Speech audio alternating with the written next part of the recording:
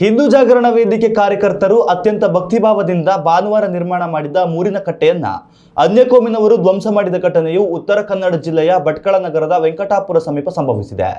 ಈ ಘಟನೆಯ ಬಳಿಕ ಭಟ್ಕಳದಲ್ಲಿ ಪರಿಸ್ಥಿತಿ ಬೂದಿ ಮುಚ್ಚಿದ ಕೆಂಡದಂತಿದೆ ಎನ್ನಲಾಗಿದೆ. ಕಳೆದ 100 ವರ್ಷಗಳಿಂದ ಸ್ಥಾಪಿತಗೊಂಡಿದ್ದ ದೇವರ ಹೊರ ಇಡುವ ಸ್ಥಳವಾದ ಮೂರಿನ ಕಟ್ಟೆಯನ್ನ ಹೆದ್ದಾರಿ ಅಗಲೀಕರಣಕ್ಕಾಗಿ ತೆರವು ಮಾಡಲಾಗಿತ್ತು. ಇದಾದ ಬಳಿಕ ಬೇರೆ ಸ್ಥಳದಲ್ಲಿ ಮೂರಿನ ಕಟ್ಟೆ ನಿರ್ಮಿಸಿಕೊಡಿ ಎಂದು ಹಿಂದೂ ಪರ ಸಂಘಟನೆಗಳು ಹೆದ್ದಾರಿ ಅಧಿಕಾರಿಗಳಲ್ಲಿ ಮನವಿ ಮಾಡಿದರೂ ಯಾವುದೇ ಪ್ರಯೋಜನವಾಗಿರಲಿಲ್ಲ.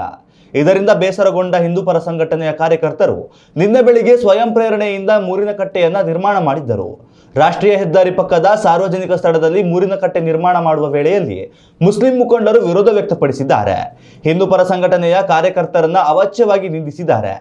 ಉಪವಿಭಾಗಾಧಿಕಾರಿ ಜಿ ಮಹೇಶ್ ಅವರ ಸಮ್ಮುಖದಲ್ಲಿ ಸಭೆ ನಡೆಸಿ ಹೆದ್ದಾರಿ ಭಾಗದಲ್ಲಿರುವ ಅತಿಕ್ರಮಿತ ಜಾಗದಲ್ಲಿ ಕಟ್ಟೆ ನಿರ್ಮಿಸಲಾಗಿದೆ ಎಂದು ಮುಸ್ಲಿಂ ಮುಖಂಡರಿಗೆ ತಿಳಿ ಹೇಳಲಾಗಿತ್ತು.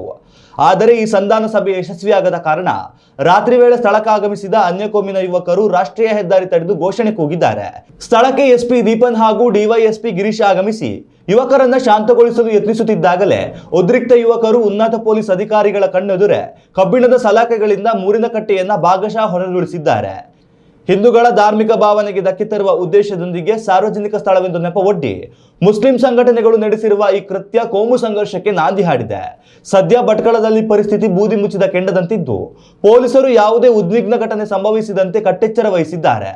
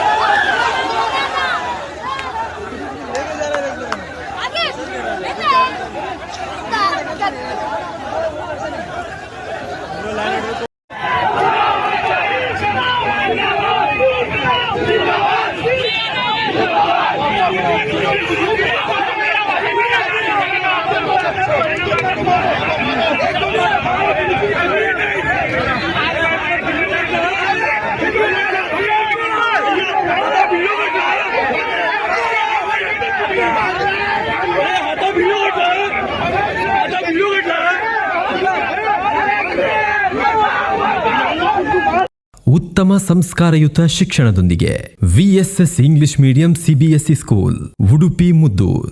ನರ್ಸರಿಯಿಂದ 10ನೇ ತರಗತಿವರೆಗೆ ಶಿಕ್ಷಣದ ಜೊತೆಗೆ 5ರಿಂದ 10ನೇ ತರಗತಿವರೆಗಿನ ವಿದ್ಯಾರ್ಥಿನಿಯರಿಗೆ ಉತ್ತಮ ಹಾಸ್ಟೆಲ್ ಸೌಲಭ್ಯವೂ ಇದೆ. ನಿಮ್ಮ ಮಕ್ಕಳ ಪ್ರವೇಶಾತಿಗಾಗಿ ಈ ಸಂಖ್ಯೆಗೆ ಕರೆ ಮಾಡಿ.